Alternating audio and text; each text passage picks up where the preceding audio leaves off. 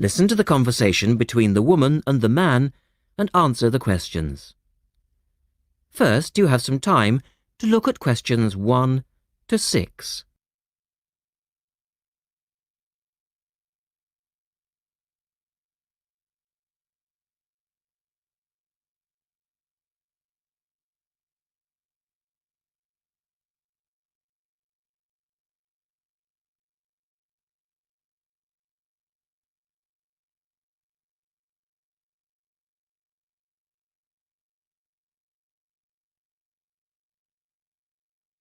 You should answer the questions as you listen because you will not hear the recording a second time. Listen carefully and answer questions 1 to 6.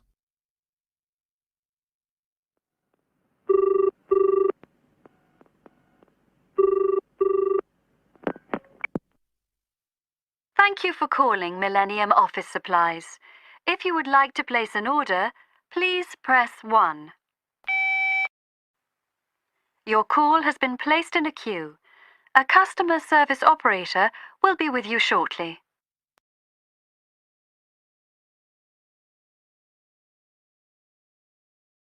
Gina speaking. How can I help you? Oh, hello. I'd like to order some stationery, please. And who am I speaking to? John Carter. Right. Can I just confirm your account number and the name of your company, John? Sure. The account number is 692411. 692411. Right. And you're from Rainbow Computers?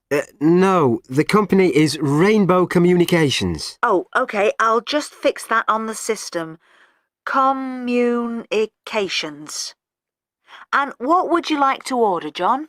Envelopes. We need a box of A4, that is, normal size envelopes. White, yellow or manila? We'll have the plain white, please. But the ones with the little windows. OK. One box, A4, white. Just the one box, was it? On second thoughts, make that 2 boxes. We go through heaps of envelopes. As a matter of interest, are they made from recycled paper? No, you can't get white recycled paper. The recycled ones are grey, and they're more expensive, actually. Right, we'll stick to white then. Something else, John? Yes, we need some coloured photocopy paper. What colours do you have? We've got purple, light blue, blue, light green, whatever you want, pretty much. There are 500 sheets to the pack. Right, let's see. We're going to need a lot of blue paper for our new price lists. So can you give us 10 packs, please? Make sure it's the light blue, though. 10 packs of the light blue. The woman asks the man if he needs anything else. To 10.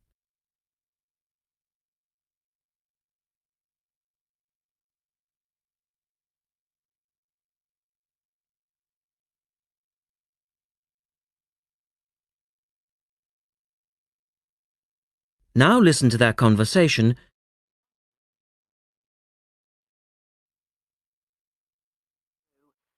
Anything else that we can help you with? Let me think. What else do we need? I'm sure there was something else. Pens, paper clips, fax paper, computer supplies, office furniture? Oh yes, we need floppy disks. Do you have those nice coloured ones? Yes, but they're a bit more expensive than the black ones. Oh, that's all right. I'm not paying anyway. Right. Floppy disks. And what about diaries for next year? We've got them in stock already, and it's a good idea to order early. No, I think we're all right for diaries. But something we do need is one of those big wall calendars. You know, one that shows the whole year at a glance. Do you stock those? We certainly do.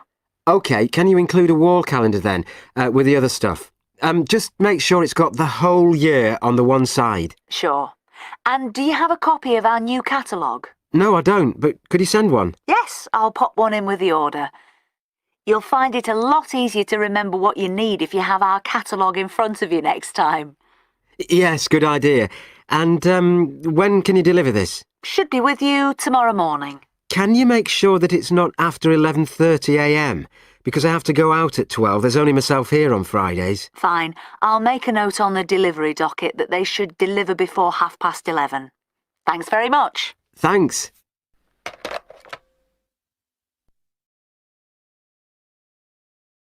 That is the end of part 1.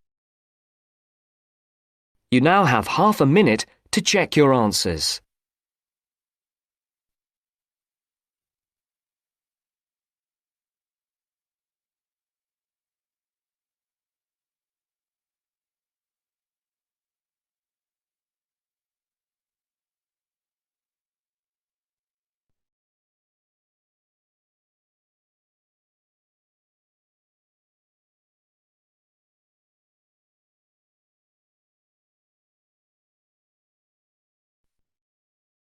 Now turns to part 2.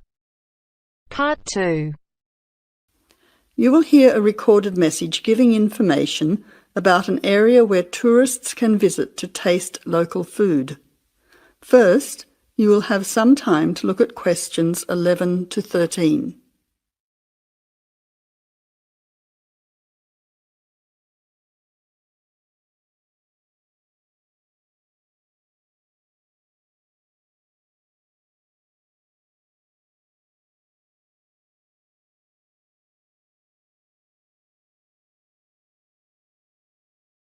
Now listen carefully to the first part of the message and answer questions 11 to 13.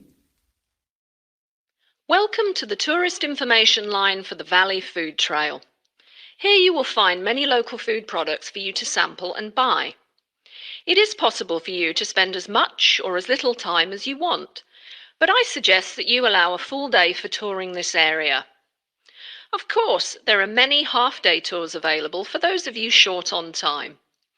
Now, it's quite a large area and stretches from Brookville to Ford Hill. For those of you unfamiliar with the area, that means that it is 10 kilometres to 35 kilometres from the city centre, or by car 15 minutes to the closest point, continuing to 55 minutes at its furthest point from the CBD. Of course, apart from food, there are many other places of interest in this area, including cafes and restaurants and galleries and studios. But I wouldn't recommend you go here to see parks and gardens. The other information lines will give you specific information related to these particular attractions. Before the final part of the message, you now have 20 seconds to look at questions 14 to 20.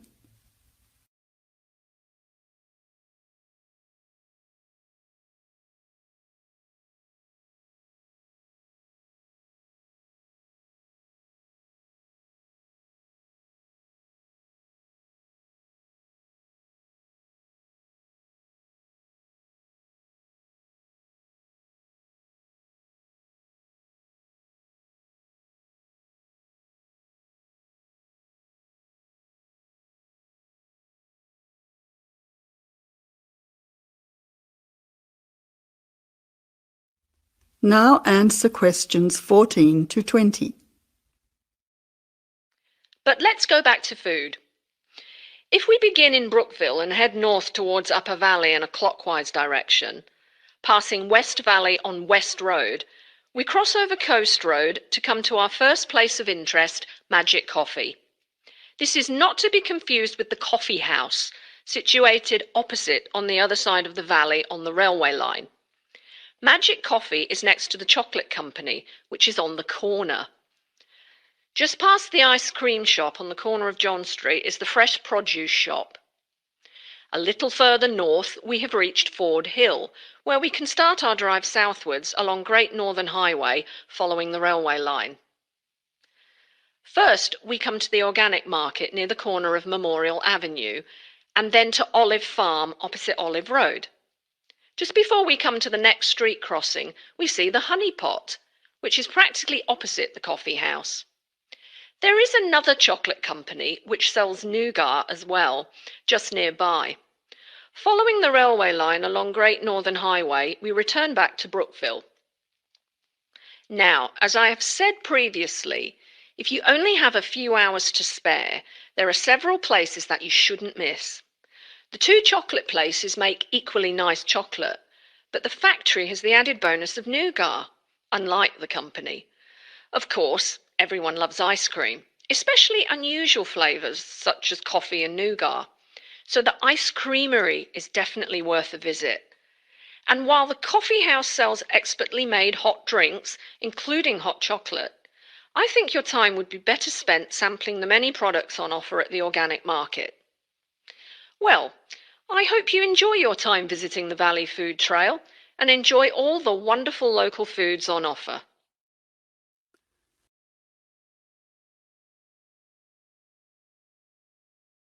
That is the end of part 2.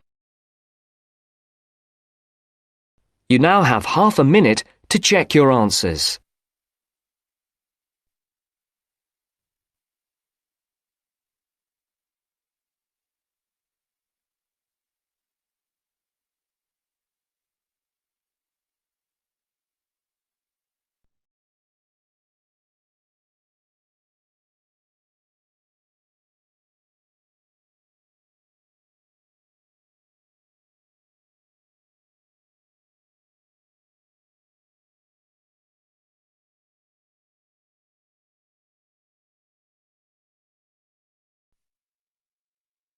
Now turns to part 3. Part 3. You'll hear a conversation among two students and their tutor about the presentation they are going to make at the tutorial class. First, you have some time to look at questions 21 to 26.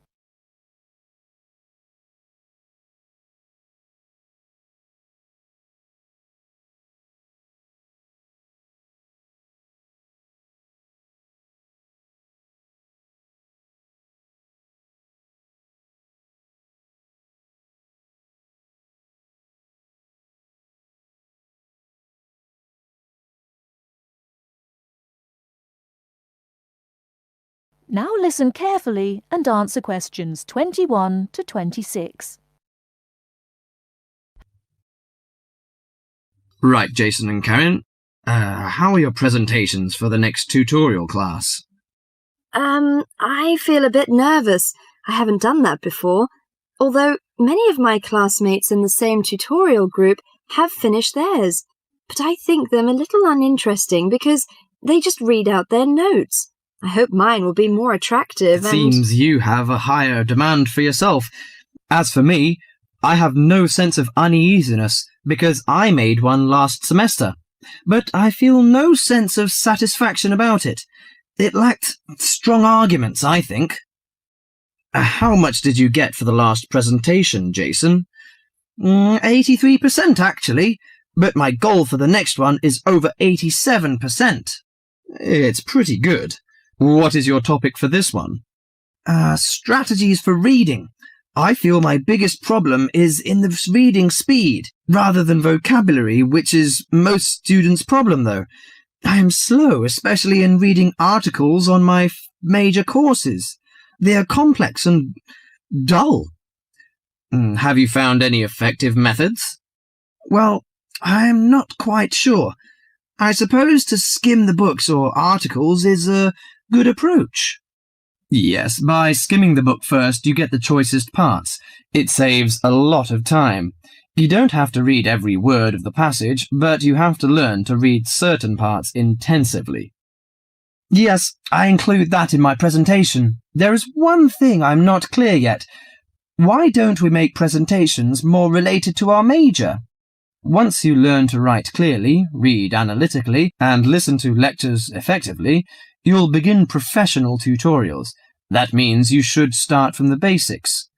Well, Karen, how is your presentation?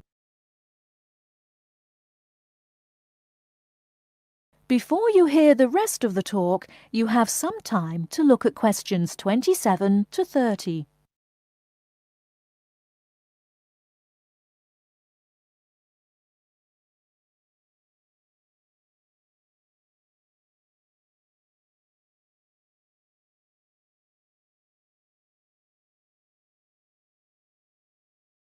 Now listen and answer questions 27 to 30. Oh, Karen, how is your presentation? I am still in a panic. I want to find some more interesting topics about writing, but I wonder what articles I can refer to, because there are so many of them. Did you get the list of the reading materials handed out last class? Yes, but there are over 20 on it. I have only a week to prepare, so I wonder if Okay, you could... let me give you some suggestions. You needn't read them all because some of them deal with the same issue. The article by Halsworth is really worth reading. It covers the aspects of organising the thoughts and ideas. Okay, Halsworth. You should also read the article by Jackson, but just look at the part on research methodology, how they did it. Right, I'll read that one. You should also read the article by Fisher, but just look at the part on the writing plan. That is, how to plan your writing in a systematical way. Okay, Fisher, got that. And if you have time, the one by Risewell says very relevant things. It teaches how to title your articles and make it appealing. You should finish the whole book. Okay. Now, the one by Burns, if I were you, I wouldn't bother with the whole passage. Just read the conclusion, which summarizes the use of rhetoric. Oh, now I understand. Thank you very much. That is the end of part 3. You now have half a minute to check your answers.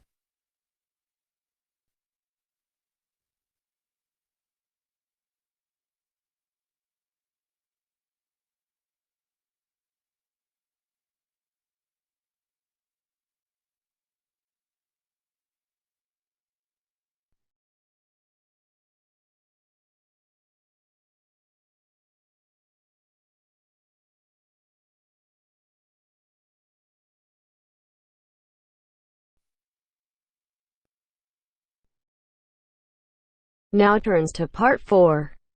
Part 4. You will hear part of a lecture on the current and future use of mobile phones. You now have 30 seconds to read questions 31 to 35.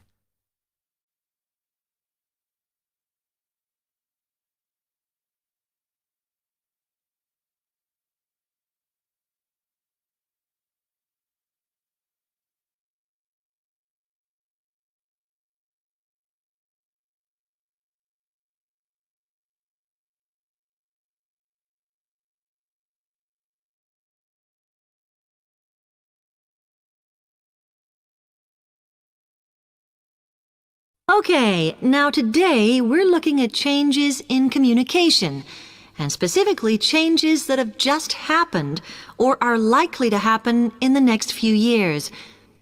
Key to this is the mobile phone, which is increasingly being seen as an all-purpose system rather than just a phone.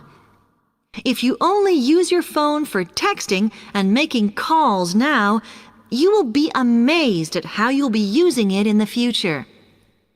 The technology has been developed for a range of other uses. For example, phones could be used so that if you are meeting someone and they get lost, you could send them a map of your location to help them. This will save all those complicated explanations over the phone and our poor friends or colleagues trying to drive and find out where they are at the same time. And if you get bored waiting, or if you're traveling, for example, you will soon be able to see TV news on your phone as it is actually being broadcast. This means that you won't have to miss any of your favorites if you were away for a few days. Most people have got used to texting now, and young people send pictures to each other. But what is exciting is the possibility of putting music with them before you send them. And it's not all frivolous. Phones are going to become even more critical in business and education. Some recent developments have a highly practical usage. So, for example, as lecturers, we will be able to send everybody a text to let them know if lectures have been cancelled. And the new phones could have a further use in education, as well as business, as they will enable us to go to any destination, such as when we are doing a field trip, for instance. and from there to send data directly to a computer so that we can access it when we get home. This means we will no longer be limited by what the phone can store. You now have 30 seconds to read questions 36 to 40.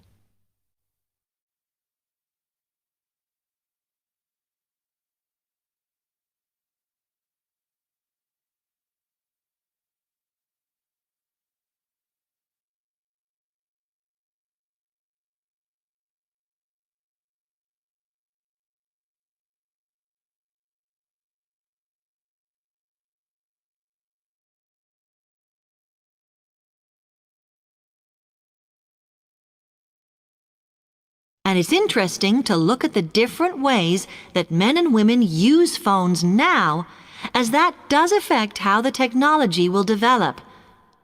Some research has been done on how people use phones, and some of the results are surprising. One of the increasing usages of mobile phones is to get all sorts of data, such as phone numbers, the weather, train times, etc. And while there's been an attempt to set up connections with things that women might be interested in accessing, it is overwhelmingly men who do this. But what about the traditional use of a phone? To speak to people? I suppose we would predict that it is mainly women who use phones as a method of contact for friends and family, but, in fact, the genders exploit this facility equally. I've spoken about the increased business usages that phones will offer, and I suppose we would associate this usage with men. The survey picked up, though, that women are often working from home or catching up with work in the evenings, so they use phones in this way as much as men do. Most of us are aware we can store photos on our phones. It's an ideal method of capturing a moment wherever you are. Women tend to be the group that keep photos on their phones, but it seems that men use their phones to actually take pictures much more than women do. And of course, all this knowledge affects the marketing that the companies will do in order to sell the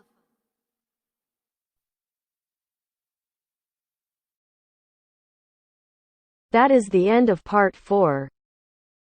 I know you told your friend you're not okay, and tell me what's wrong and why you never said you felt that way. And guess you're trying to stay strong and fake a smile until I look away.